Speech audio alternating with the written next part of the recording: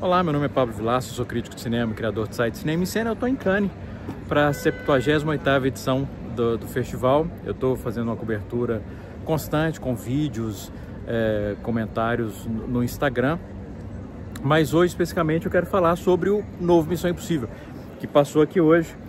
E é interessante porque o filme, obviamente, assim, na sessão para crítica, existiu uma empolgação muito grande em relação ao filme. Eu não gosto de fazer uma diferença, de estabelecer diferença entre arte e entretenimento, né? Você tem filme, a ideia de filme pipoca, o filme, principalmente uma expressão que eu detesto, para desligar o cérebro. Para mim, filme, é arte. Eu não tenho, sabe, eu tenho um preconceito com quem tem preconceito em relação a filme de ação, por exemplo. Mas existe uma percepção, ficou muito claro, assim, de que é quase como, para algumas pessoas, assistir Missão Impossível aqui em Cannes fosse como, digamos assim, limpar o paladar. Nós estamos vendo filmes de vanguarda, ou filmes ambiciosos, politicamente, esteticamente, narrativamente. Agora a gente vai tomar só um refrigerante. Como eu falei, eu acho isso um preconceito bobo, porque se o filme é eficiente, ele é eficiente. E há muito que se elogiar no novo Missão Impossível. O filme, ele é obviamente autorreferencial, tem uma data, eu não vou dar spoiler, tá? Embora seja impossível dar spoiler sobre Missão Impossível, mas enfim. Em certo momento, personagens citam, por exemplo, a importância de uma data, 22 de maio de 1996, que é a data do lançamento do primeiro filme nos Estados Unidos. Então, assim, é um filme autorreferencial em todos os sentidos. Vários flashbacks para todos os filmes da série, mostrando os vilões, as principais sequências de ação, os parceiros. Então, assim, há muita sensação que o filme tenta evocar de um ciclo que se fecha, que se encerra. O que é, de certa maneira, natural. Esse é o oitavo filme, sétimo, oitavo filme da série. Só que isso eu compreendo.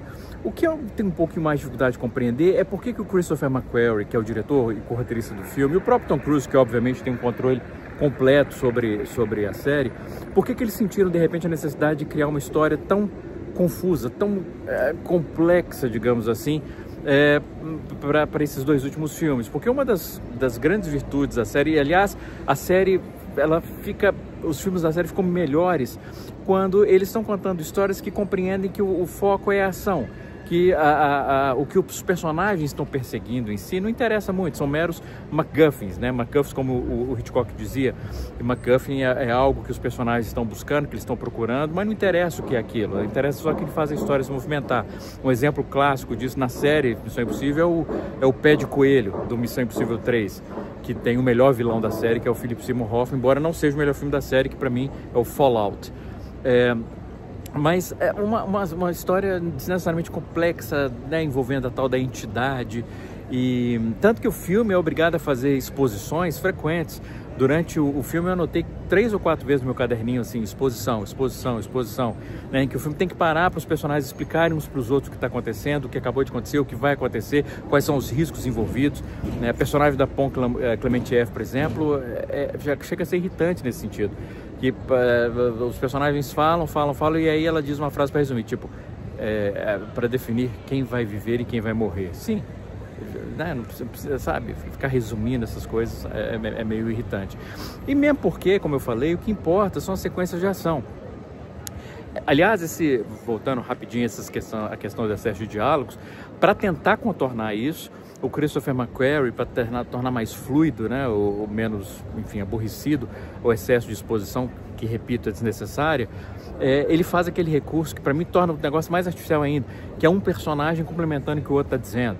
O personagem fala, então ele vai fazer isso, e aí o outro complementa, porque isso vai fazer não sei o que, aí o outro complementa. Então nós temos que chegar antes, aí o outro complementa, porque senão isso acontece.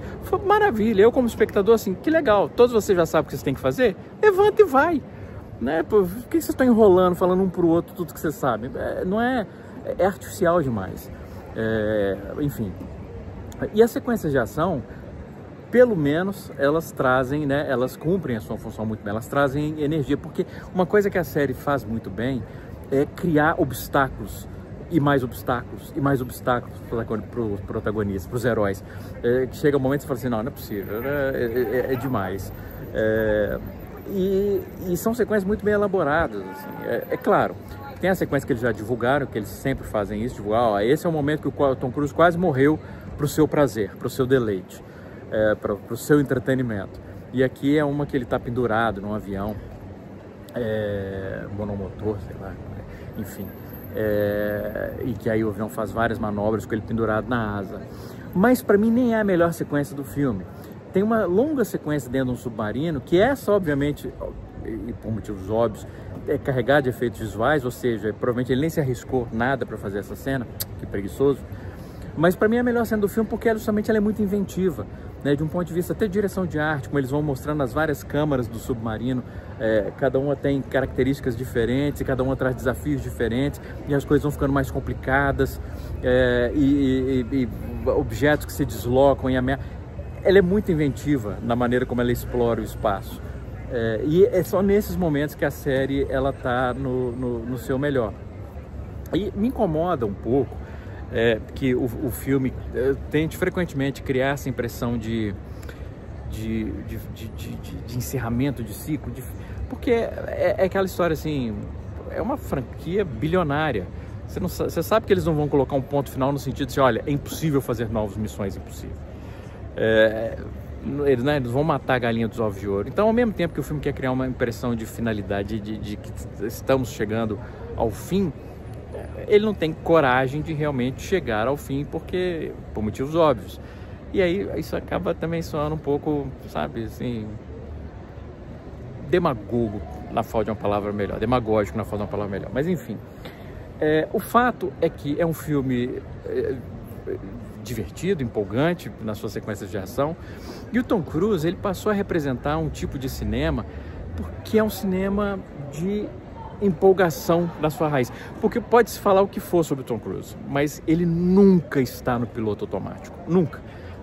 Você vê que qualquer coisa que ele faça, ele está se entregando assim, 200.000%, e isso é empolgante, né? Ver que ele tem essa paixão pelo que ele faz, pelo cinema em si, que ele já demonstrou várias vezes, pela projeção em tela grande, e justamente por representar tudo isso, eu acho muito bacana que, por exemplo, aqui na sessão para crítica, no Festival de Cannes, logo no começo do filme, quando ele aparece pela primeira vez, não está fazendo nada, ele só aparece pela primeira vez, essa plateia composta por críticos de cinema do mundo inteiro, jornalistas de entretenimento do mundo inteiro, que é uma plateia que eu acho tristemente cínica na maior parte do tempo, essa plateia não resistiu e começou a aplaudir loucamente só porque o Tom Cruise tinha aparecido na tela.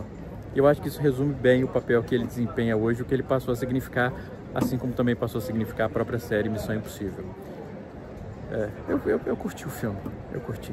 E foi bom ver ele aqui na tela gigantesca, na projeção perfeita do grande cinema Lumière, no Palácio dos Festivais. É isso. Acompanhe a cobertura lá no Instagram.